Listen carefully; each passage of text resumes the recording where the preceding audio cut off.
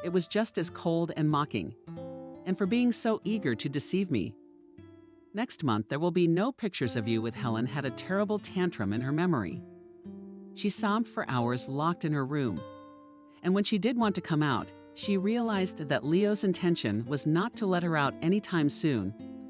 She spent about a week alone. It was good that the bedroom was connected to the bathroom. At least Helen was not thirsty. Her husband didn't bring her any food. It was a real prison. There were bars on the windows to keep out burglars. The view was of a high fence with a forest beyond. Helen didn't know when she would be released, but when Leo got the call to report that her father had died, her husband purposely came to the door so she could hear his voice. Leo expressed his condolences and said that unfortunately he and Helen could not make it to the funeral. Very busy with work. Well, as soon as they have a moment to spare, they'll come and look at it. It seemed like a week. Helen felt that her mind was tormented, and she could not tell exactly how many days had passed when Leo opened the door, could go downstairs and eat something. After that, Helen finally broke down. She became apolitical and indifferent to everything. She didn't care whether she stayed at home or followed her husband, and wherever he led her, keeping her head down. She did her homework, but she did it thorough as an automaton. When the housework was finished, she would sit or lie motionless, looking at one point. You couldn't tell whether she was immersed in her thoughts or in prostration. When Leo spoke to her, she answered him, but she answered the question. It was impossible to get a word out of her now. The question remained, why would he want such a broken doll? But it was as if he was satisfied that he had brought her to such a state that she walked like a mannequin without feelings, thoughts, and desires. That he had complete power over her. Something human appeared in Helen's gaze only when her husband placed another photograph of his daughter in front of her. She would stare at her for a long time, and the expression in her eyes would become sad, as if she were mentally talking to Emily. Then she put the pictures in the album and put it in someone's drawer. She knew that if she kept pulling out and looking at the pictures, Leo would throw the album away. Just like he destroyed everything she cared about, so she would pick up the album once a month just to put another picture in it. And so the years went by. One day, in a conversation between the couple, the number 18 came up. When Emily turns 18, I'll tell you. And then she'll decide for herself if she wants to see you. And if she does, I won't object. Helen decided to think of this day as the tipping point of her imprisonment, after which she would either have her freedom and her daughter, or she would be gone. Now she knew that it was possible not to make any effort for this not to take any sin on her soul. She would leave simply out of longing and despair. In the last month before that date, she knitted a beautiful blue shawl. It had once been her favorite color, and she hoped her daughter would like it. On the cherished day, she gave Leo the shawl package, asking him to give it to Emily for me. He grinned, but took the package. That day, he didn't come home for a long time. Helen had no doubt that he had gone to Faith. After all, she is his daughter after all, and celebrating her coming of age. When she heard the house gate open in the evening, she ran downstairs. Well, she asked. He could have taunted her by demanding, for example, that she serve him dinner first. But Leo would not do that. He handed her the package. Emily doesn't want to know you. Why not? Helen whispered with just her lips. Did you tell her what you did to me? And I told her you left her. And now you're sorry and you want to make amends. I never said a word to her about you before. Helen herself did not expect what would happen. Then she threw herself at her husband, forgetting everything. She beat him with her fists ineptly and desperately, and screamed like a man who had been hurt intolerably and painfully. Leo was so unaware of this that after only a few seconds he came to his senses, and twisted his wife, and dragged her down to the basement. Helen was lying on the floor. It was very difficult for her to move. She didn't even want to raise her head, not even to turn it. The only thing the woman wanted was for everything to end here and now. She knew that Leo had locked the door from the outside. Or rather, there was an English lock. Her husband pushed her inside and slammed the door shut. Sooner or later he would open it or he wouldn't. It was all the same. When Helen tried to pull herself up, her head fell helplessly to the floor and her broken nose bled again. But Leo had never beaten her to the point of mutilating her. One has to think now, too. Nothing was fixable. It hadn't happened. Just a cruel lesson. After a while, she'd be able to walk again like she used to. But things happened differently than Helen had envisioned. When the door swung open and Leo saw his wife, he even apparently thought he had overdone it. He walked over to her and bent over. Later, Helen felt as if it was not she who had acted, but some force. Instead, she tore at her husband's leg, in a sudden, sharp movement. And when he lost his balance for a few moments, she jumped up and dashed for the door. Only when the lock clicked behind her back, her tormentor still inside, did she catch her breath. Helen heard her husband banging on the door and shouting something. But she also knew that the door was tight and secure. Not something even a man could just kick down. Nevertheless, she couldn't allow herself to gather herself quietly. Acting quickly, she frantically changed into jeans and a thin sweater. She threw on a jacket, shoved a few changes of underwear and the essentials into her bag. She knew where the money and her husband's card were. She didn't need to cover her tracks. On the contrary, she wanted Leo to be punished. The money, the files. Everything seemed to be in place. An ordered cab pulled up. Helen gave her friend's address. If she wasn't at home, she should go to the hospital. We weren't home. She aghast when she saw Helen with her bat on the doorstep. The friends hugged and cried, and could not unclasp the embrace. Then Sophia oiled the abrasions. Helen applied ice to the biggest bruise. She made a sandwich and a cup of strong coffee. She wanted to pour brandy, but Helen stopped her.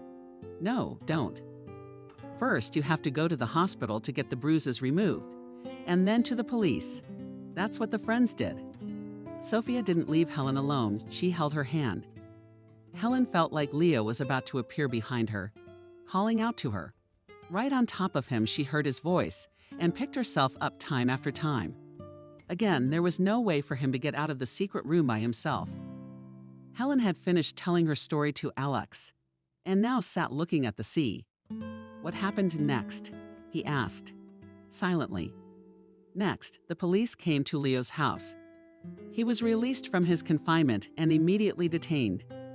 There was a trial. He got less time than I expected, only 2 years. That is, he was given more, but released after 2 years. When I found out about it, I immediately left town to come here. I'll have to go back soon. How have you been living all this time?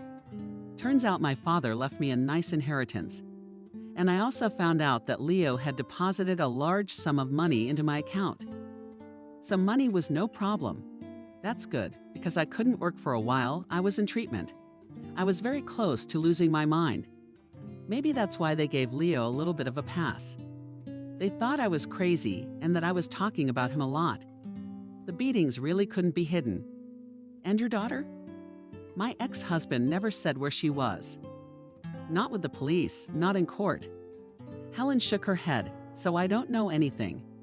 Wasn't he charged with kidnapping? He made it look like there was no baby, Helen said. There wasn't. And it's all in my sick imagination. It's a miracle that thanks to the testimony of Sophia and other people, I know it was possible to prove that he deprived me of my freedom. Why was he released so early? Alex was trying to figure it out. It doesn't make sense. I bought an apartment, said Helen. I had to have somewhere to live. But now I don't know how I'm going to get back. He'll be walking the streets of the same city. He won't leave me alone. I think he's got some kind of obsession with me. Don't you want to move? Asked Alex to another city. Start from scratch again. A naked man on bare ground. I don't have the strength for that. My father died with my stepmother and my siblings. I don't keep in touch. I only have a few girlfriends, and now I will be forced to leave them. But when I found out he was released, I became panicky, afraid to come home, to go into an empty apartment. I feel like they're waiting for me there, waiting for the door to open, for him to come out. When do you have to go back? Asked Alex. In 3 days, answered Helen. Alex's decision to move in with Helen was met by the young man's parents in a flurry. I didn't think I would live to see this, said the mother, making me remember scenes from novels. You realize that after this, no one will respect you. Getting involved with a woman 20 years older than you. Mom, how many times have I told you? I'm not having an affair with Helen." Alex wasn't so hot-headed anymore. He said those words in a tired tone. "She just needs help right now. Who are you trying to fool? She's a rich woman. She can hire any help she wants, not ask a student who has no extra time. We have to learn. Even if we believed you, no one will. You be labeled as someone who can be bought. And no decent girl. Maybe it's my problem finding girls." Alex was starting to get hot. "You've already found one," my mother parried. "That lady should retire soon." I understand her desire to find a young boy. Alex was packing his things, trying to control himself. "Stop it." Father turned to his mother. "You are going to agree that Alex will not come to us." "Do you understand him?" "Yes." Man to man, Mother couldn't calm down. "This Helen is my age. Let me get another student instead of you. What would you say then?" The father switched to his son. "If you don't want to live with us, maybe just rent an apartment. We'll help you pay for it. A lot of guys your age are living with girls. Why do you have such a strange choice? Are you going to drop out?" Alex was already standing in the doorway. "I'll drop out if everyone needs me while I'm in." He found it easier to breathe outside. Helen lived in a new house in the heart of the city. It overlooked a square. You could admire the fountains. Sitting on the loggia with a cup of coffee. Alex, the university was a short walk from here. Walking distance. He could be grateful to Helen for a separate room with its own balcony and all the furnishings of his dwelling. Not at all comparable to his parents' modest apartment. But he could see that she needed him more than she was letting on about it. Helen stayed out of his life completely, but she cared. Alex took a sabbatical and got a job. In the morning, when he was about to leave, she would make him coffee and make him something to eat, even though he asked her not to worry and not to get up so early. She would sit against him in the kitchen, watching him eat and smiling slightly. If he didn't speak himself, she was silent with her.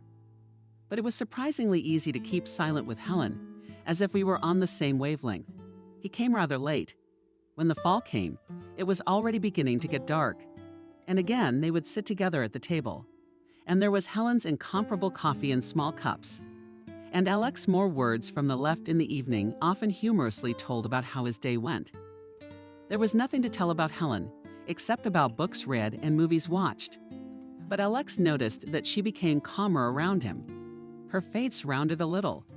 She lost her painful thinness. Her hair began to grow. Helen went to the hairdresser, made a hairstyle that suited her more than before. She even found a hobby. She started growing flowers. By the time she became a winter girl, the apartment was like a winter garden. I guess it was the earth that had drawn her to the land as she got older. Helen shrugged his shoulders. Returning, Alex often saw such a picture. Helen sits in an armchair, as if in a green thunderstorm of branches beating all over. Softly speaking sconces, and the woman is reading a book. Alex involuntarily noted that the woman remained beautiful, despite all that she had been through. If I ever get married, I would like such a mother-in-law, he thought, feeling that Helen gradually becomes for him a native person. But sometimes, when he woke up in the middle of the night, he saw a light in the kitchen. And that means that Helen again had a terrible dream, in which the door quietly opens and her ex-husband enters. And now until morning, she will sit, drink coffee, and listen. Would there be footsteps on the stairs? She realized that these were far-fetched fears, but she couldn't help it.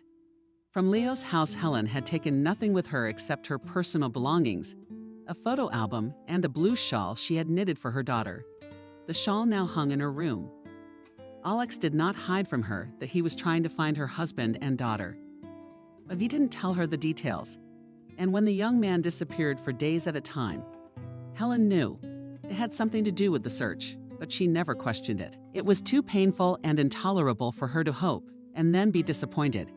And so the year passed. Helen wanted to talk to Alex about his plans for the summer. She herself wanted to go somewhere to the north, maybe to Karelia. She couldn't stand the heat, and she thought if the young man wanted to, he could accompany her. If he has a girlfriend, let him take her with him. She's paying for the young people's room. Alex's presence gave her a semblance of family, but she didn't have time to talk about it. The day came when Alex knocked on her room. I need to talk to you." Helen looked up with frightened eyes. "Did you find out something bad?" "Leo found me. We have to leave. Will you let me sit down?" Settled across from Helen in the chair, Alex began to speak. "I found out why your ex-husband was released. Of course, not only in connection with it, but this circumstance also played a big role. Leo went blind." As Helen asked in a whisper. "There, when he was serving time, there was a fight in the zone. He got beat up pretty bad. Concussion and blindness. He was in the hospital for a long time, and he'll never see again. The doctors are sure he won't. But I wondered what he was. Why did he treat you like that? Because by the time you were married, he was already a wealthy, well-to-do man. And Emily, did you find out anything about Emily?" Helen interrupted. "Wait a minute. I was sure this behavior was more typical of someone from a marginalized background. But when I delved into all of this, he really had a rough childhood. After his father left, the family lived in blatant poverty. An old house, and there wasn't even heating with a stove and wood. The mother, whom Leo loved very much, began to drink first and then reached for other men. She would leave the house and spend the night somewhere. And the boy was left alone in the fuel rooms, sleeping in his jacket when she returned drunk, and often with some lonely woman bragging to her son about a new ring and a new dress. Leo asked Mom, "Why did you leave me for someone else?" "You have your whole life ahead of you," she said. "Mine is passing. And you can't give me anything right now, so don't judge me for taking from others." Maybe that's what gave him the incentive to get ahead at all costs and become a wealthy man. It was an attempt to prove something to his mother, but it failed. When Leo started earning well, his mother was already dead. A life of excess is no good. And when he met you, all his childhood complexes were realized. His mother didn't belong to him. She was always slipping away from him, swapping him for someone else. So he decided to make you all his, at any cost. At first, he thought you'd be his child. But then he realized you could leave with a baby in your arms. That's when he separated you and your daughter. He knew there was no better blackmail than a daughter. He may or may not give her back to you. And as long as he has the daughter, you'll be at his mercy. Then why did he take my hope away? He said Emily didn't want to hear from me. Alex shrugged. Maybe he was tired of playing this game for so many years. Maybe he just snapped.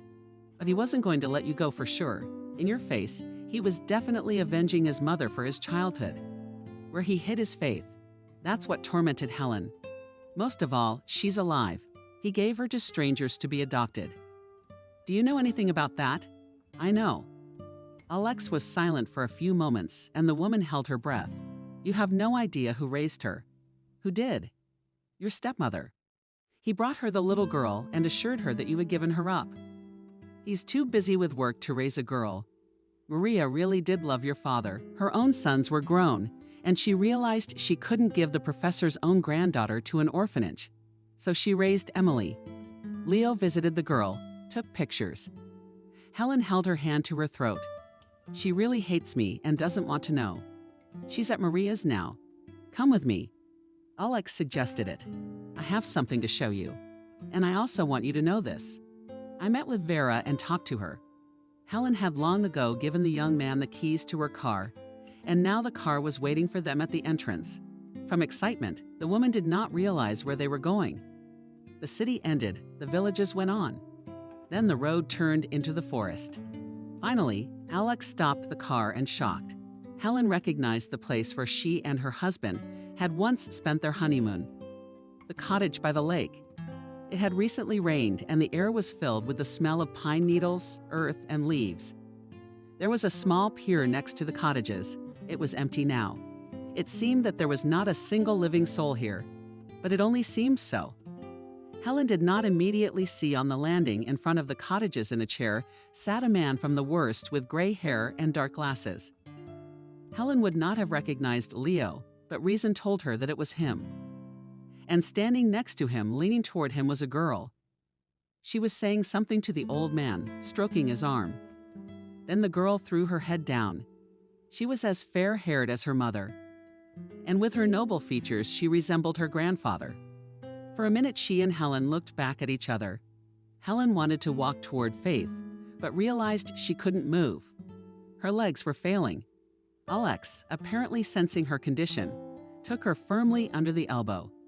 "You are not angry that I decided to treat a little?" he asked quietly. Helen did not immediately realize what he was talking about. Emily said something to her father and slowly walked towards them.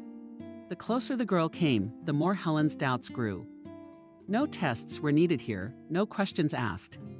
This was her baby girl, the one she had given birth to and held in her arms only once in her life. About 10 paces away, Emily stopped. And only now Helen noticed that on the girl's shoulders lay a blue fishnet bundle. The handkerchief was the same one that had hung in Helen's room a while ago, and looking at which she believed that she would give it to her daughter someday.